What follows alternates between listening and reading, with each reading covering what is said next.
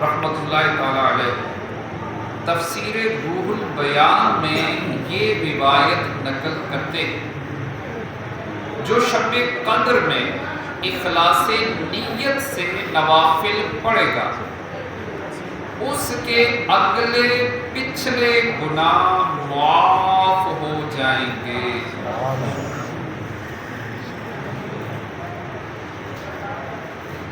اور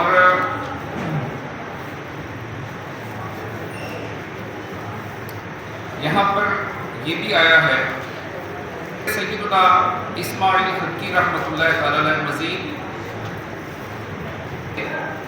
کہ بزرگان دین رحمہ اللہ المبین رمضان المبارک کے اس عشرے کی آخری رات میں، اس عشرے کی ہر رات میں 2 رکعت نفل شب قدر کی نیت سے پڑھتے ہیں، یعنی 2 رکعت نفل شب قدر کی نیت سے پڑھتے ہیں۔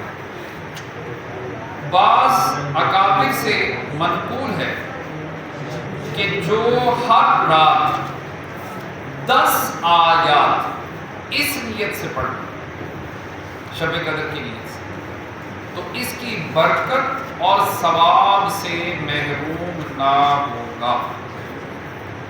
اور فقیہ ابو اللیث سمرقندی رحمۃ اللہ تعالی علیہ فرماتے ہیں شب قدر کی کم سے کم نماز 2 رکعت۔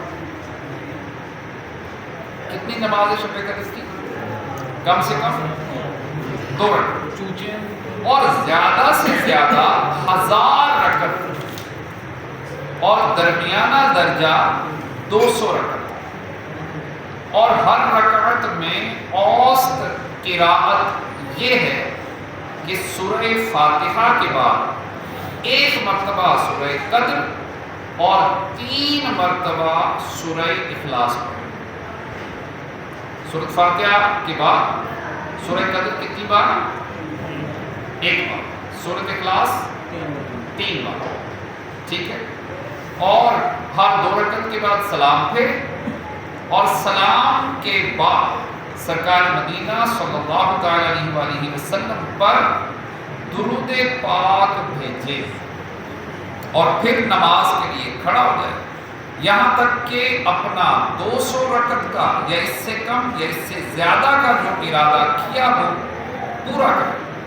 تو ایسا کرنا اس شب قدر کی جلالت قدر جو کہ اللہ تعالیٰ نے بیان فرمائی، اور جو سرکار دو عالم صلی اللہ تعالی علیہ وآلہ وسلم نے اس کے قیام کے متعلق ارشاد فرمایا ہے، اس کے لیے اسے کفایت کرے گا۔ صلو علی الحبیب صلی اللہ علیہ وسلم۔